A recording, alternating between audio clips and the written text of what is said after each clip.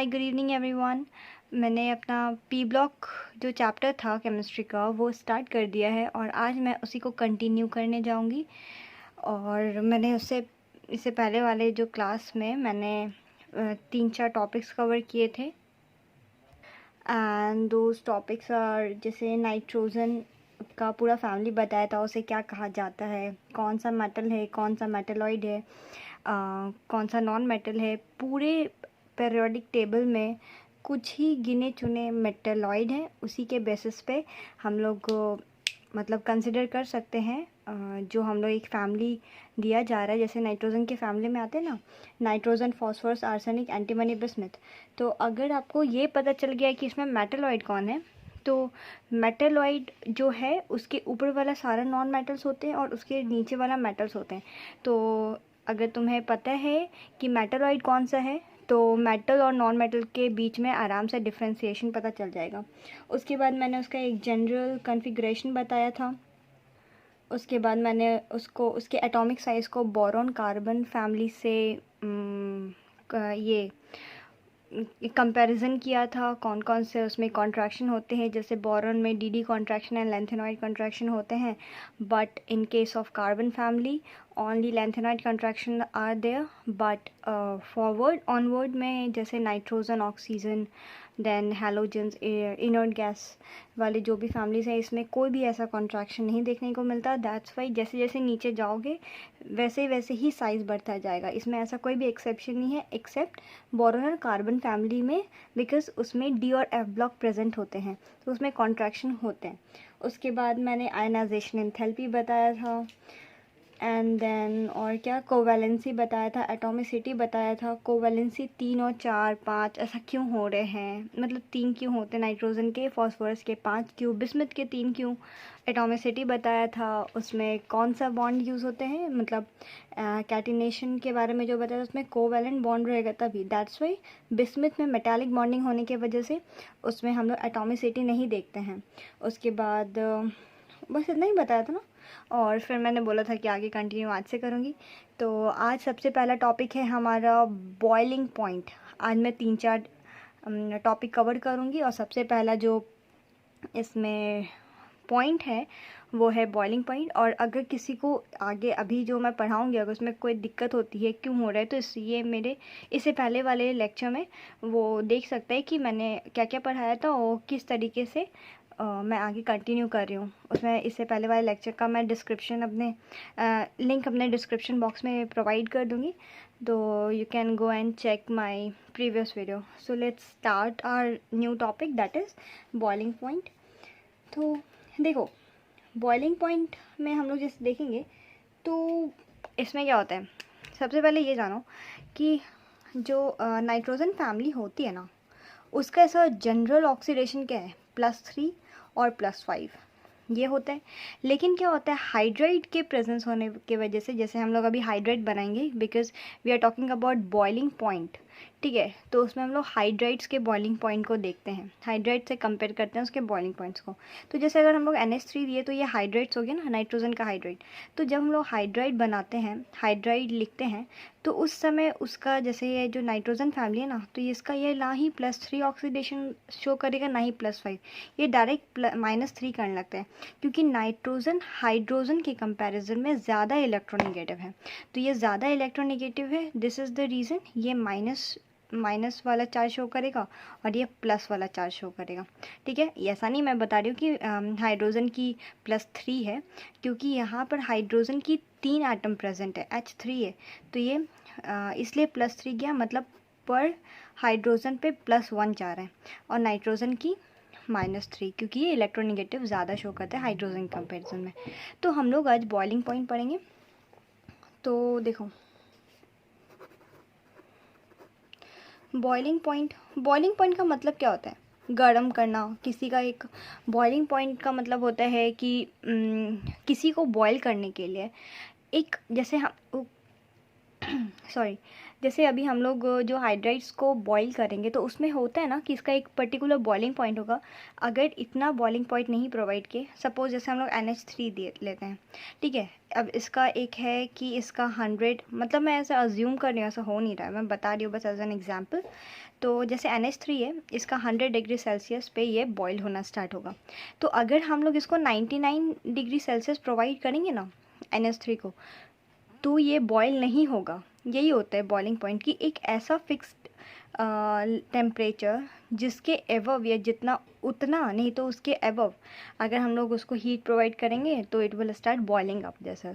तो सबसे पहला इसमें क्या होता है, देखो, सबसे हाईएस्ट बॉइलिंग पॉइंट जो होता है ना वो बिस्मथ का होगा। रीज़न क्या है कि वो मेटल होता है। जैसे अभी हम लोग आयरन को ही देखो, तो आयरन को देखो कि जल्दी जैसे हीट किए वैसे ही वो बॉईल होना स्टार्ट हो जाता है, ऐसा नहीं है। उसका मेटल्स के जो होते हैं ना सबसे हाईएस्ट बॉइलिंग पॉइंट होते हैं। दिस इज़ द रीज़न इसका जो कन्फिग्रेशन होगा वो इस तरीके से होगा। सबसे पहला बिस्मथ, फिर क्या कौन कौन सा होता है, nitrogen, phosphorus, arsenic, antimony and then bismuth. सबसे पहला होता है बिस्मथ, ठीक है, क्योंकि ये मेटल है। उसके बाद एंटीमनी, ये मेटलॉइड में आता है। लेकिन नाइट्रोजन का सबसे कम नहीं बोल सकते। रीज़न क्या है कि नाइट्रोजन जो है वो बहुत ही अच्छा हाइड्रोजन बॉन्डिंग बनाता है। अब जब हाइड्रोजन के साथ नाइट्रोजन एक अच्छा बॉन्ड बनाया हुआ है तो टूटेगा ही नहीं। जब टूटेगा ही नहीं तो उसका भी तो बॉइलिंग पॉइंट हाई हो गया ना। तो इसलिए NH3 and then arsenic and last में फॉस्फोरस का हाइड्राइड होता है boiling point. Boiling point is very simple, उसको लेके याद करना है। इसके बाद देखो थर्मल स्टेबिलिटी, देखो thermal stability,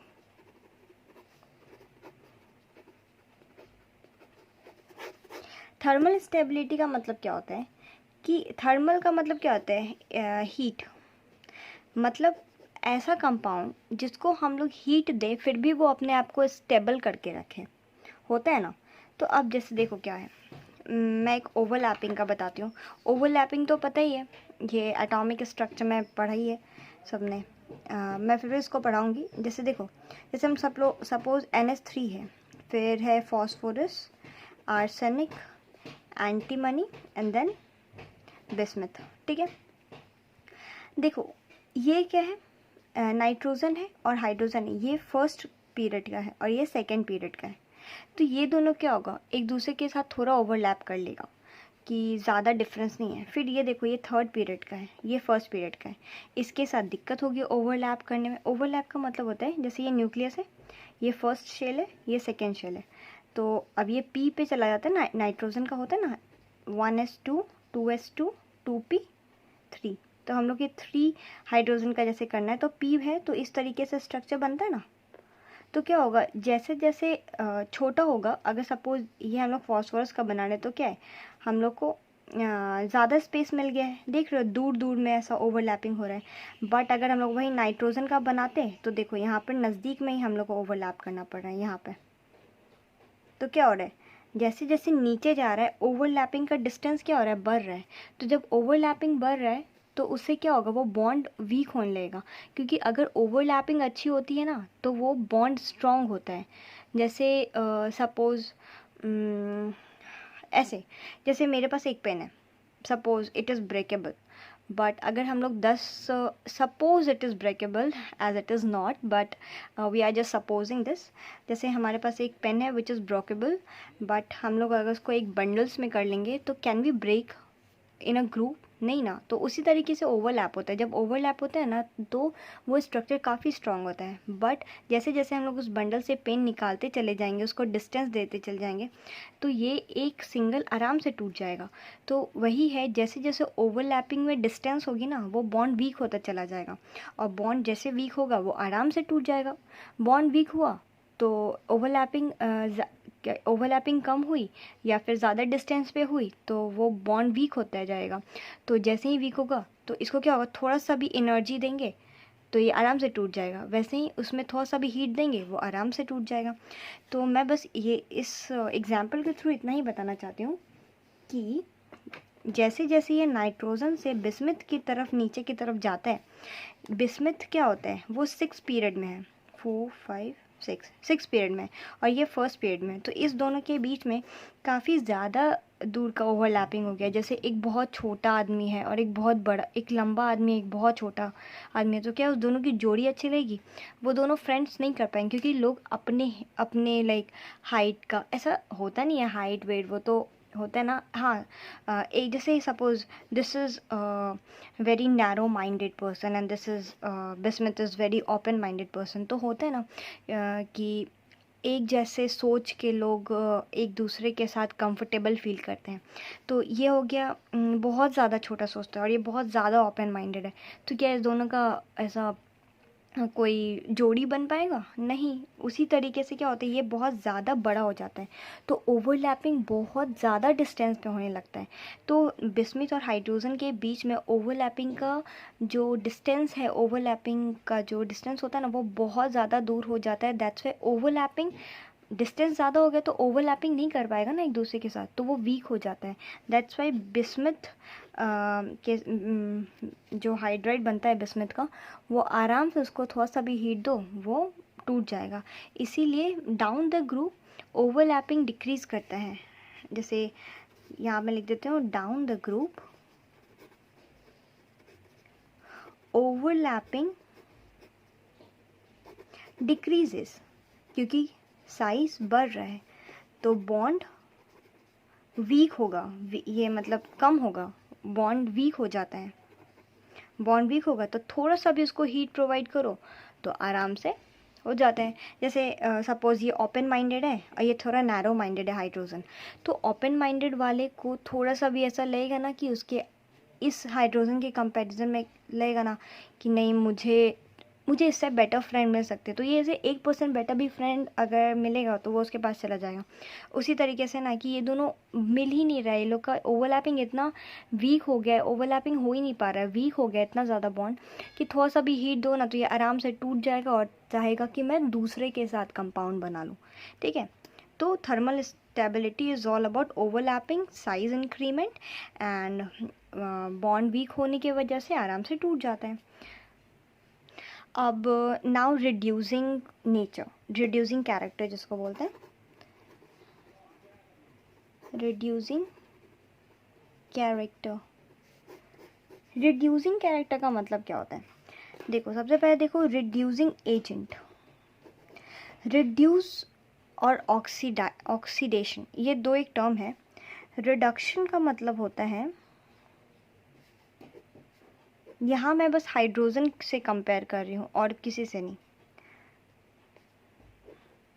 gain of hydrogen को हम लोग रिडक्शन कहते हैं और ऑक्सीडेशन वही होगा, लॉस ऑफ हाइड्रोजन। ठीक है, तो रिड्यूसिंग कैरेक्टर का मतलब कौन कितना अच्छा रिड्यूसिंग एजेंट है। मतलब रिड्यूसिंग एजेंट का मतलब, जैसे देखो हमारे पास, हमारे घर में जैसे हम लोग कुछ अमेज़ॉन या फ्लिपकार्ट से या मिंत्रा, शीन, ये सब से कुछ ऑर्डर करते हैं, तो क्या होता है, हम लोग को एक डिलीवरी बॉय आता है देने, तो ही is an agent of that particular site. जो हमें देने आया वो हमें कुछ देने आए, जैसे मैंने कुछ मंगाया तो जो हमें देने आएगा वो delivery boy, he is an agent of that particular app like Flipkart, Amazon, Shein. तो क्या होता है, वो हमें देने आया, उसके पास एक सामान था जो वो हमें देने आया। तो रिड्यूसिंग एजेंट का भी वही काम होता है कि रिड्यूसिंग एजेंट के पास हाइड्रोजन होता है, वो अपना हाइड्रोजन दूसरे को देता है। मतलब दूसरे को देना, मतलब एजेंट का मतलब होता है दूसरे के लिए काम करना। तो रिड्यूसिंग एजेंट है मतलब दूसरे को हाइड्रोजन देगा, मतलब ये दूसरे को रिड्यूस करेगा। और ऑक्सीडाइजिंग एजेंट का मतलब दूसरे को ऑक्सीडाइज करेगा। अब जब दूसरे को ऑक्सीडाइज करेगा तो खुद को क्या करेगा, रिड्यूस। उसी तरीके से रिड्यूसिंग एजेंट क्या होता है, दूसरे को हाइड्रोजन देगा, तो क्या हुआ, दूसरे को रिड्यूस किया और खुद हाइड्रोजन दे दिया, मतलब उसमें लॉस ऑफ हाइड्रोजन हुआ, तो क्या हुआ, ऑक्सीडेशन। और ऑक्सीडाइजिंग एजेंट क्या होता है, वो खुद उस चीज़ को रखेगा, मतलब हाइड्रोजन को ले लिया तो उसका खुद का क्या हो गया, रिडक्शन हो गया। ठीक है, तो उसी में रिड्यूसिंग कैरेक्टर क्या होता है, जैसे हम लोग को आराम से हाइड्रोजन अपने में से देना है, तो जो जितना आराम से हाइड्रोजन निकाल देगा ना वो उतना अच्छा रिड्यूसिंग एजेंट है, मतलब उतना अच्छा रिड्यूसिंग कैरेक्टर शो करेगा। तो इसमें जो मैंने यहाँ पर थर्मल स्टेबिलिटी में बताया वही चीज़ ना इसमें भी हो गया। देखो मैंने यहाँ हाइड्राइड से कंपेयर किया था। यहाँ पे देखो, यहाँ तो अच्छे से नहीं लिखा, मैं यहाँ लिख देती हूँ NH3 फॉस्फोरस का, arsenic, antimony and then bismuth. ठीक है, तो इसमें जब मैंने हीट प्रोवाइड किया तो सबसे आसानी से किसका बॉन्ड ब्रेक हुआ? बिस्मथ का, क्योंकि साइज़ बहुत छोटा था, ओवरलैपिंग बहुत वीक हो गया था, ओवरलैपिंग एकदम अच्छा नहीं था, तो बॉन्ड वीक हो गया। तो ये क्या हुआ, आराम से हाइड्रोजन दे दिया। हाइड्रोजन दे दिया मतलब लॉस ऑफ हाइड्रोजन हो गया। लॉस ऑफ हाइड्रोजन का मतलब ये आराम से हाइड्रोजन दे दिया, मतलब ये एक बहुत अच्छा रिड्यूसिंग एजेंट हुआ। खुद को ऑक्सीडाइज किया और दूसरे को रिड्यूस, अपना हाइड्रोजन आराम से दे दिया, क्योंकि इसका बॉन्ड वीक है। तो जो जितने अच्छे से हाइड्रोजन दे देगा वो उतना अच्छा रिड्यूसिंग एजेंट हुआ ना। जैसे देखो, डिलीवरी बॉय मेरे पास आया, तो जैसे सपोज रहते हैं ना कि मैंने कुछ ऑर्डर किया, वो 1 वीक का है, लेकिन अगर वो डिलीवरी बॉय मुझे 3 दिन में ही वो चीज़ दे देता है, तो वो बहुत अच्छा डिलीवरी बॉय हुआ ना। मतलब मुझे जो सामान चाहिए था वो तो मुझे जितना था उससे कम टाइम में मिल गया, तो वो बहुत अच्छा डिलीवरी बॉय था। उसी तरीके से ये आसानी से हाइड्रोजन दे देता है, तो ये बहुत अच्छा रिड्यूसिंग एजेंट है, मतलब बहुत आराम से हाइड्रोजन दे दिया, तो ये बहुत अच्छा रिड्यूसिंग एजेंट है। मतलब खुद को ऑक्सीडाइज कर लिया और दूसरे को रिड्यूस कर दिया बहुत ही ईजिली, क्योंकि इसका बॉन्ड ही वीक है इस दोनों के बीच में। तो ये हाइड्रोजन रख के कुछ नहीं कर पाएगा, इसको देना है तो जो जितना अच्छा से देगा उतना ही। और नाइट्रोजन वीकेस्ट मतलब सबसे गंदा रिड्यूसिंग एजेंट। इसका एक तो रीज़न है कि इसका ओवरलैपिंग बहुत अच्छा होता है, नाइट्रोजन और हाइड्रोजन का फर्स्ट पीरियड और सेकंड पीरियड में हो जाता है अच्छा ओवरलैपिंग।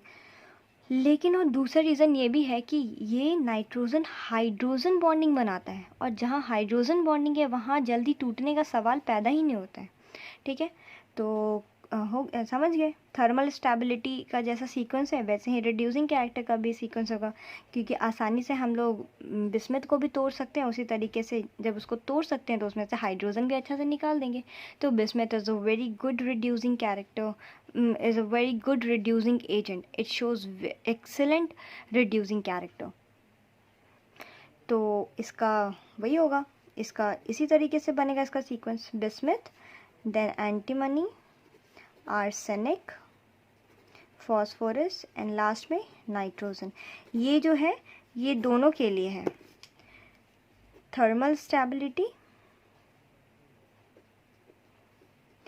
थर्मल स्टेबिलिटी में ये स्टेबिलिटी के लिए सबसे अच्छा नहीं बोला जा रहा है, ये आसानी से टूट गया, सबसे ज़्यादा स्टेबल ये हुआ NH3, और सबसे बेकार स्टेबल यही है, बट ये आराम से टूट जा रहा है, इसलिए हम लोग इसका सीक्वेंस इस तरीके से बना रहे हैं। बट इसको अच्छे से मैं यहाँ लिख देती हूँ, वीकेस्ट बॉन्ड। अगर थर्मल स्टेबिलिटी ऐसा पूछा जाए कि सबसे ज़्यादा स्टेबल कौन है, तो NH3 होगा, और रिड्यूसिंग कैरेक्टर का भी यही होगा, रिड्यूसिंग कैरेक्टर का तो यही होगा, आसानी से हाइड्रोजन दे देगा बिस्मथ। ठीक है, तो समझ गए थर्मल स्टेबिलिटी, रिड्यूसिंग कैरेक्टर्स और बॉइलिंग पॉइंट तो आराम से समझ गए। अब आते हैं हम लोग नेक्स्ट टॉपिक, बेसिक नेचर पे। अब देखो बेसिक नेचर, बेसिक का मतलब होता है ना जो जितना अच्छा लोन पेयर दे सके, डोनेट लोन पेयर, जो जितना अच्छा से दे सके। अब मेरे अच्छे से मैं इसको क्या बताना चाह रही हूँ, मेरे एग्जांपल्स अच्छे से सुनना, उसके बाद इसको रिलेट करेंगे। जैसे सपोज़ मेरे पापा, सपोज़ किसका एग्जांपल दूँ, हाँ सुनो, जैसे एक टीचर है, ठीक है, वो एक क्लास में गया जिसमें 2 स्टूडेंट हैं, ठीक है, 1 टीचर, सेम टीचर है, ठीक है, वो क्लास 1 में जाता है, ठीक है, उसके इस टीचर के पास 10 पेन है, ठीक है, इस क्लास 1 में 2 स्टूडेंट्स हैं, ठीक है, मतलब देखो 2 स्टूडेंट्स हैं, ठीक है, और एक क्लास 2 है जिसमें 10 स्टूडेंट्स हैं, ठीक है। तो सबसे पहले कंडीशन देखो, ये टीचर क्लास 1 में जाता है 10 पेन लेके, ठीक है, तो यहाँ 2 स्टूडेंट हैं, तो एक स्टूडेंट को कितना मिलेगा, 5 पेन, ठीक है, और अगर यही टीचर इस क्लास में जाते हैं जिसमें 10 स्टूडेंट है, तो इसमें एक स्टूडेंट को कितना मिलेगा? 1 पेन। ठीक है, तो तुम लोग कंपेयर करके बताओ कि नंबर ऑफ पेन ज़्यादा किस क्लास में किस स्टूडेंट के को मिला। तो जिस क्लास में कम स्टूडेंट हैं उस क्लास के बच्चे को पर हेड 5 पेन मिल रहा है, क्योंकि बच्चे कम है तो 5 पेन मिल रहा है। और इस क्लास में एक बच्चे को 1 पेन ही मिल रहा है। अब एक बात बताओ, इसके पास तो 5 है, इसके पास है 1 पेन। अब क्या किसी को पेन की ज़रूरत रहेगी? एक होता है ना ऐसा वाला आदमी जो पेन लिया तो हमेशा के लिए रख ही लिया, ऐसा वाला होता है ना। ऐसे तो बहुत कम ही होते हैं कि पेन लिया तो लिख के दे देते हैं, हमारे फ्रेंड्स वैसे नहीं है। तो 5 पेन है, तो उसके एक स्टूडेंट के पास 5 पेन है, एक स्टूडेंट के पास 1 पेन है। अब वो दोनों जा रहे हैं, अब किसी को पेन की ज़रूरत पड़ी कि मुझे can I get a pen, तो क्या ये इसके पास तो 5 पेन है, तो ये तो 1 पेन दे सकता है ना, आराम से दे देगा। अगर ये 1 पेन दे भी देता है फिर भी इसके पास 4 पेन बच जाते हैं। लेकिन क्या ये स्टूडेंट 1 पेन प्रोवाइड कर सकता है किसी को? क्योंकि अगर ये खुद ही दे दिया तो इसके पास क्या बचेगा? तो ये स्टूडेंट पेन नहीं देगा कि भाई मेरे पास तो एक ही है, मैं तो खुद ही गरीब हूँ, मैं क्या गरीबों को बांटूँ। लेकिन जिसके पास खुद है वो तो दे सकता है ना। बस कॉन्सेप्ट यहाँ इतना ही है कि जो अमीर है वो दे सकते हैं, जो गरीब है वो क्या देंगे। मतलब जिसके पास ज़्यादा है वो दे सकता है, लेकिन जिसके पास कम है वो नहीं दे सकता, क्योंकि इसके पास खुद ही एक है तो वो एक दे देगा तो इसके पास तो खुद नहीं बचेगा। लोग पहले अपना देखेंगे ना। और यहाँ इनके पास 5 है, फिर भी एक देने के बाद भी इसके पास 4 बच रहा है। ठीक है, तो बेसिक नेचर इसी से कंपेयर करेंगे। ठीक है, अब देखो होता क्या है। We are talking about nitrogen family, जहाँ एक लोन पेयर तो होता ही है। अब देखो, अब यहाँ अच्छे से इसी कॉन्सेप्ट को मैं अच्छे से बता रही हूँ। देखो, nitrogen, phosphorus, arsenic, antimony and then bismuth. ठीक है, लोन पेयर तो सब में एक ही लोन पेयर होता है। 2 इलेक्ट्रॉन मतलब 1 lone pair, 2 electron is equal to 1 lone pair. ठीक है, अब यहाँ क्या है, इसके पास भी 1 लोन पेयर, इसके पास भी एक, इसके पास भी एक, इसके पास भी एक, इसके पास भी एक। साइज नाइट्रोजन का देखो, यहाँ हम लोग नाइट्रोजन का देख रहे हैं, साइज ऐसा है। फॉस्फोरस का, आर्सेनिक, एंटीमनी और बिस्मथ। ठीक है, अच्छा एक बात बताओ, सर के पास तो 10 ही पेन था, चाहे वो इस क्लास में जाए या इस क्लास में जाए। ठीक है, यहाँ पे क्या है, यहाँ जो लोन पेयर का डिस्ट्रीब्यूशन होगा वो कम स्पेस है तो ज़्यादा डिस्ट्रीब्यूशन लगेगा ना। और अब जैसे मेरे घर में अगर 10 लोग हैं और मेरे घर में काफ़ी कम स्पेस है रहने का, तो होता है ना कि जैसे देखो यहाँ पर सपोज़ यहाँ देखो, यहाँ छोटा सा जगह है, वहाँ 2 आदमी रह रहे हैं, तो आराम से मतलब ऐसा लगेगा कि हाँ बहुत सारा है। अब यहाँ देखो, फॉस्फोरस है, स्पेस बढ़ गया, फिर भी लोन पेयर सेम ही है।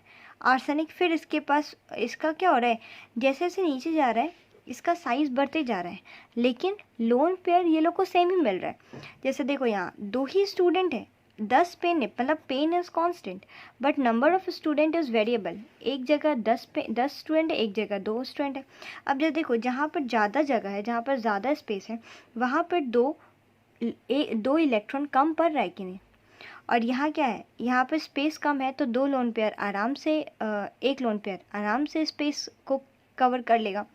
तो जैसे जैसे बड़ा हो रहा है ना, सेम डिस्ट्रीब्यूशन जो हो रहा है, मतलब सपोज़ इसमें क्या हो रहा है, सपोज़ इसमें तुमको 10 लोग हैं इस स्पेस में, तो 2 लोन पेयर है, तो एक sorry I am getting confuse like sorry. देखो इस छोटे से जगह में, ठीक है, 100 लोग हैं। ठीक है, तो क्या हो रहा है कि तुम्हारे पास लोन पेयर है, 100 लोन पेयर है। ठीक है, और तुम्हारे पास 10 लोग हैं। ठीक है, तो एक पर्सन के पास कितना जा रहा है, 10, फिर 100 है। ठीक है, लोन पेयर यहाँ पर तुम्हें हो गया 100, और यहाँ पर लोग तो बढ़ गया क्योंकि स्पेस बढ़ गया, 20 हो गया। तो 100 डिवाइडेड बाई 20 कितना होता है 5। फिर यहाँ 30 हो गया, मतलब स्पेस बढ़े जा रहा है नीचे, और लोन पेयर कांस्टेंट है, स्पेस बढ़े जा रहा है, तो हो गया 3 के लगभग। फिर यहाँ 4, फिर यहाँ 2, फिर यहाँ 1, इस तरीके से होगा। ठीक है, तो सबसे ज़्यादा लोन पेयर किसके पास आ रहा है पर हेड, इसके पास। तो जब इसके पास ज़्यादा आ रहा है पर हेड, क्योंकि लोन पेयर का डिस्ट्रीब्यूशन तो सेम हो रहा है, स्पेस बढ़ते चला जा रहा है, तो क्या हो रहा है पर हेड को कम मिल रहा है। तो पर हेड को कम मिल रहा है तो क्या हो रहा है, इसके पास जो 10 लोन पेयर बच रहा है, तो क्या ये 2 लोन पेयर किसी को डोनेट कर सकता है, 3 लोन पेयर किसी को डोनेट कर सकता है, आराम से कर सकता है। लेकिन जिसके पास खुद ही एक है, स्पेस बढ़ गया, सेम डिस्ट्रीब्यूशन हो रहा है, तो वो क्या देगा। होता है ना, जैसे होता है ना कि मम्मी है, उसको अगर सपोज लिमिटेड पैसे हैं और लेकिन 10 लोग और बढ़ गए, लेकिन तुम्हारे पापा हैं कि उसको लिमिटेड पैसे ही दे रहे हैं, तो उसको वो मैनेज करने में दिक्कत हो जाती है ना बढ़ने की वजह से। तो वही हो रहा है बिस्मित के साथ, इसका स्पेस बढ़ रहा है लेकिन इसको ना लोन पेयर लिमिटेड मिल रहा है, तो ये उसी में इसको मैनेज करना पड़ रहा है, तो ये एक्स्ट्रा कुछ कर नहीं पा रहा है। एक्स्ट्रा नहीं करना मतलब ये लोन पेयर डोनेट नहीं कर पा रहा है। लेकिन नाइट्रोजन के साथ ऐसा नहीं है। नाइट्रोजन में क्या हो रहा है कि स्पेस कम है और उस अकॉर्डिंग डिस्ट्रीब्यूशन भी कम हो रहा है, तो उसके पास बहुत ज़्यादा बच रहा है। जैसे सपोज़ तुम्हारी मम्मी 2 परिवार ही है और तुम्हारे पापा उसको 30,000 रुपये दे रहे हैं, तो अरे 2 परिवार में कितना खर्च करेगी तुम्हारी मम्मी, होता है ना खाना वाना गए, तो वही है ना, उसके पास बच रहा है, लेकिन तुम्हारे पापा उसको 10,000 दे रहे हैं और 100 आदमी बुला रहे हैं, तो अरे वो भी तो इंसान है, उसको दिक्कत होगी ना करने में। उसी तरीके से स्पेस बढ़ाओगे, लिमिटेड सोर्स प्रोवाइड करोगे, तो कम बचेगा, तो वो दूसरे को नहीं दे पाएगा। लेकिन नाइट्रोजन में कम स्पेस है और ज़्यादा डिस्ट्रीब्यूशन हो रहा है, कम डिस्ट्रीब्यूशन हो रहा है पर हेड, तो उसके पास ज़्यादा बच रहा है। दिस इज़ वाई नाइट्रोजन बहुत अच्छे से लोन पेयर डोनेट कर पाता है, बट बिस्मिथ के पास स्पेस ज़्यादा है, लोन पेयर का डिस्ट्रीब्यूशन पर हेड बहुत कम हो रहा है, तो उसके पास खुद कम बच रहा है, तो वो क्या डिस्ट्रीब्यूट करेगा। This is the reason nitrogen सबसे अच्छा बेसिक नेचर शो करता है। फिर फॉस्फोरस, फिर आर्सेनिक, देन एंटीमनी और बिस्मिथ। बिस्मिथ तो बहुत ही कम, क्योंकि ये इतना बड़ा हो गया है, लोन पेयर इसको लिमिटेड मिल रहा है, तो उसके स्पेस के अकॉर्डिंग इसको इतना कम है कि ये खुद पूरा नहीं कर पा रहा है, तो ये डोनेट क्या करेगा। बट नाइट्रोजन का प्लेस बहुत छोटा है, उसको लोन पेयर भी उसके स्पेस के अकॉर्डिंग काफ़ी इनफ मिल गया है, तो वो आराम से डिस्ट्रीब्यूट कर देगा। तो बस इसमें इतना ही ध्यान था, बेसिक नेचर ये भी मैंने बेसिक ही पढ़ाया। होप तुम लोग को ये बेसिक नेचर अच्छा समझ आएगा। अगर थोड़ा सा भी दिक्कत हुई होगी तो मेरे कमेंट सेक्शन में बताना, मैं उसको फिर से एक बार अच्छे तरीके से बता दूंगी। और नेक्स्ट क्लास में मैं ये पढ़ाऊँगी reaction of nitrogen family oxygen के साथ, उसका फिर मेटल, नॉन मेटल, मेटलॉइड, बहुत सारा रिएक्शंस हैं उसके, अभी पी ब्लॉक तो स्टार्ट ही हुआ है। तो अभी बस इतना ही, बस basic nature, boiling point, thermal stability, reducing actor, ये सब देखना। एनसीईआरटी को पढ़ना, एकदम मज़ा आ जाएगा, अच्छे से पढ़ना। और उसके बाद में ऑक्सीजन के साथ बताऊंगी किस तरीके से रिएक्शंस होते हैं, और बहुत अच्छा ट्रिक है मेरे पास, बहुत ही अच्छा, you will love it. So thank you, please like, share and subscribe my video and do watch my full video. Thank you.